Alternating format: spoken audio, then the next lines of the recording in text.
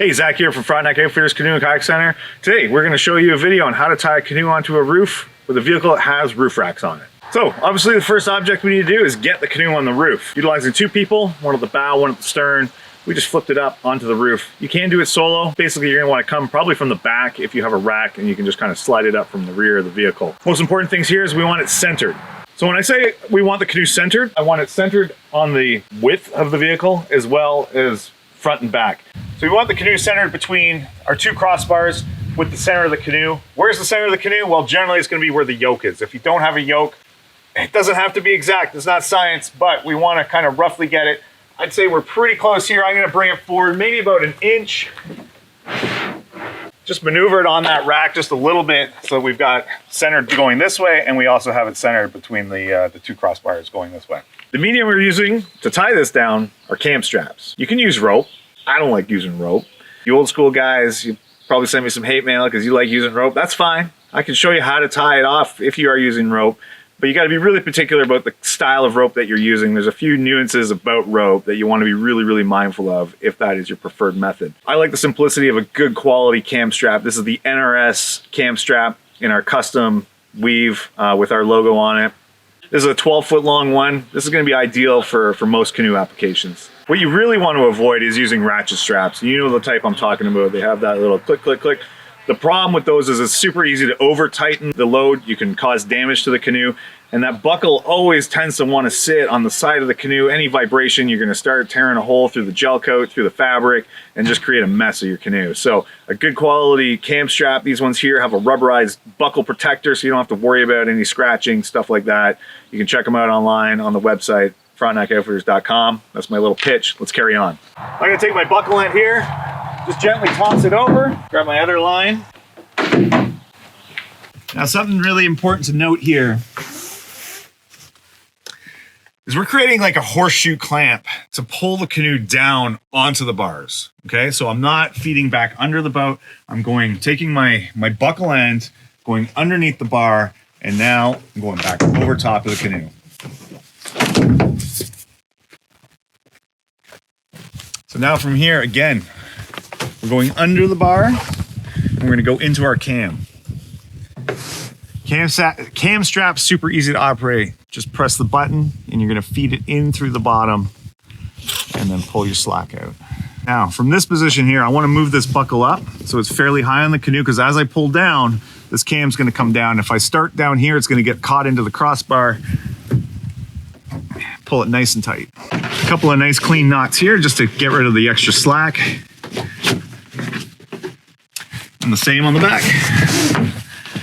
Little note, you want to be careful not to get your lines crossed on top because it'll make trying to pull this and that way very difficult. So when I'm tightening these down, I put a good amount of force behind it. I'm not, really reefing on it as hard as I can. Enough that it's tight. The canoe's not going to move. You can see the whole car is shaking as opposed to just the canoe sliding back and forth. I know I've got enough pressure on it, and I'm not going to risk damaging the boat.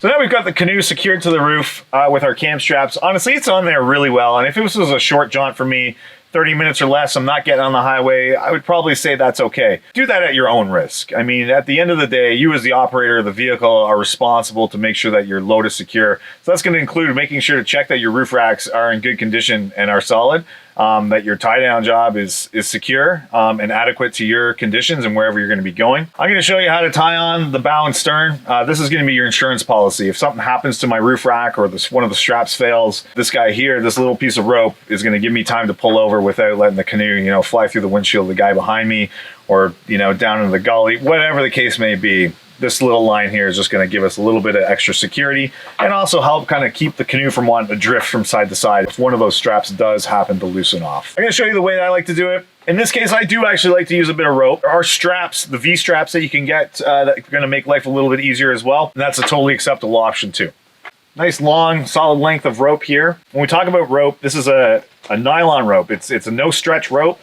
So it's even if it gets wet or whatever, it holds its shape. It holds a knot really well. And this is what I want to use. This is I believe a 1/4 inch.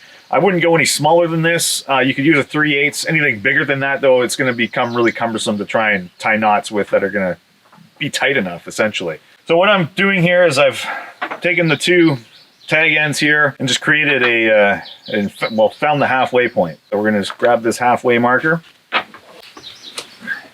I'm just going around the handhold here, okay? I'm gonna take that loop and then I'm gonna feed both lines through and just pull it tight.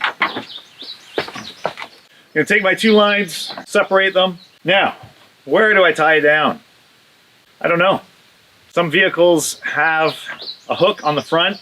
We don't need to use two lines. You can use one line. In my case, most newer vehicles, this being a newer vehicle, it does not have any attachment points or hooks underneath like a lot of some, older vehicles or trucks may have. So check your vehicle, check your user manual. If you have any questions, give us a call and we're happy to help assist in answering those questions for you. In my case, what am I gonna do? Well, I got something to show you.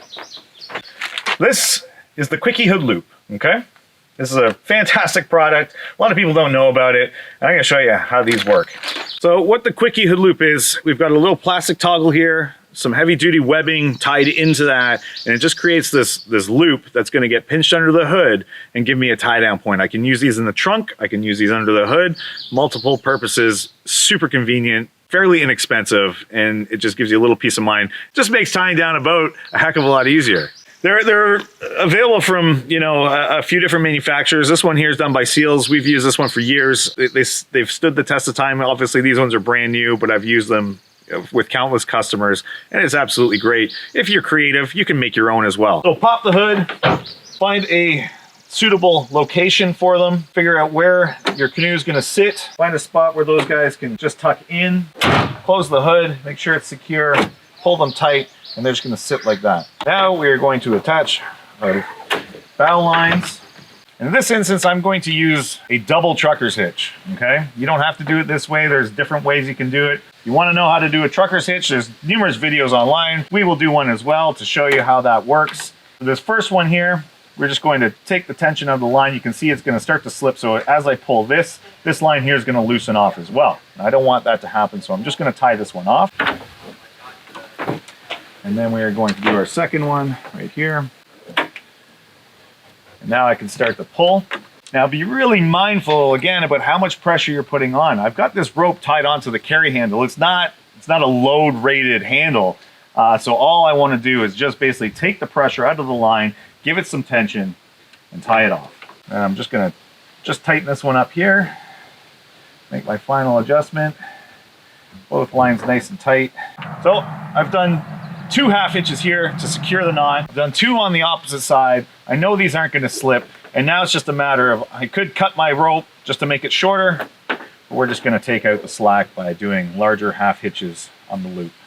So that's fairly secure. Again, if I'm doing a longer drive, I'm going to actually attach a line to the stern as well. So now we're at the rear of the vehicle. I got the stern of the canoe here. Quickie Hood Loop right there in the trunk. This is good for any vehicle, hatchback, trunk. If you have a hitch will work as well. Anything that's going to be secure. So in this instance, I'm not going to double up my line. Okay, I'm going to create a non-slipping loop in one end that I can create a trucker's hitch to go down through to tension that line up. The knot I'm going to use here is going to be the bowline. It's another knot worth learning how to do. Any kind of knot though that will create a loop in one end is all you need. Figure 8, double figure 8, doesn't matter. You just want a nice tight loop right there. Again, I'm going to go around the carry handle on the inside of the canoe and come down through my loop. Create a trucker's hitch here. Again, just pull the slack out. It doesn't have to be super taut. I don't want to reef on it too much. I don't want to risk breaking this handle. I just want it to be able to hold my load in position. So we're going to pinch that and tie it off with our lock there. And 2 for safety, and then tie off the slack. That's that. So that's been how to tie a canoe onto a roof. That's not going anywhere. Of a vehicle that has crossbars. Very simple to do. I know I kind of went into a little bit of detail. Once you've practiced it a few times, it becomes really quick. You can do it very simply, very quickly. I'd be quite comfortable taking this vehicle on the highway, taking it down the back roads, driving for hours with that canoe secure on the roof. Always keep in mind that you as the operator are responsible for the load on your vehicle, whether it's a canoe, kayak, doesn't matter. You're responsible with how secure the load is. If you need any of the items seen in this video, we do stock all of them, straps, hood loops, rope. If you have any questions about how to do it, again, send us an email, give us a call. We're always happy to give tips and advice on how to best secure it.